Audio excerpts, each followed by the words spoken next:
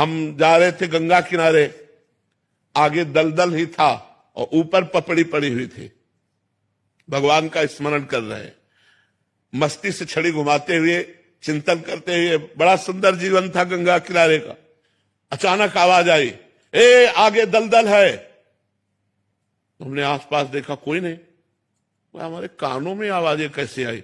जे हुई छड़ी ऐसे मारी तो पूरी छड़ी चली गई। ऊपर पपड़ी है और नीचे दल। अब बताओ, अगर वहां फंस जाते तो क्या? दूसरा उदाहरण, महोबा से हम बनारस जा रहे थे। हमारे पास छोटी सी टिकट थी, वो जो दे दिया था। हम ज्यादा पढ़े लिखे हैं नहीं, अंग्रेजी हमें बिल्कुल नहीं आती, तो वो ऐसे जनरल की टिकट दे और हमको बैठा दिया था एसी वाले उसमें, अच्छे वाले उसमें। तो हम तो टिकट है ये बात से बैठे थे, बाबा जी हमें क्या फर्क। इतने में वो पूरा बैच आया। जब 4-6 स्टेशन निकल गए तो हमारे का टिकट, तो हमने बड़े गर्व से दिखा दिया। तो उनका ये क्या है? ये पहली बात तो आप कोच में बैठे हुए हो, इसकी टिकट नहीं आपकी। और दूसरी बात, ये जनरल की टिकट और 3 स्टेशन की टिकट है। आप कहां जा रहे हो? हम कहा बनारस। तो बोले आपके पास टिकट ही नहीं। अब वो जो 2-4 सबकी श्रद्धा संतों पे थोड़ी होती, तो वो गालियां बकने लगे। बोले खड़े हो। तो हम खड़े हो गए। बस भगवान का चिंतन किया कि हमको तो प्रभु कुछ पता नहीं है, ना हमारे पास पैसा है। तुरंत ऊपर से एक आदमी उतरा, अंग्रेजी से उनसे बात की। तुरंत हमको इतना बड़ा कागज जैसा उन्होंने दिया और उसको रुपए गिन के दिए और कहा महाराज जी आप बैठ जाइए। हम आराम से बैठ गए, वाराणसी में उतर गए। कौन था? किससे हमारा परिचय था? 1 सेकंड में भगवान ने, ऐसे एक जगह नहीं, हमने हजारों बार देखा कि हमारे भगवान हमारी एक एक बात सुनते हैं, हमारे पास हैं, हमारे साथ हैं। हम अगर ऐसा अनुभव न हो तो हम बाबा जी लोग जिए कैसे? रोटी दाल के लिए थोड़ी जी रहे हैं, भगवान के प्यार के लिए जी रहे हैं। उनका संबंध है, उनके सिवा हमारा कोई है नहीं। भारी से भारी समस्या को मिटाते हुए भगवान को देखा, भारी से भारी।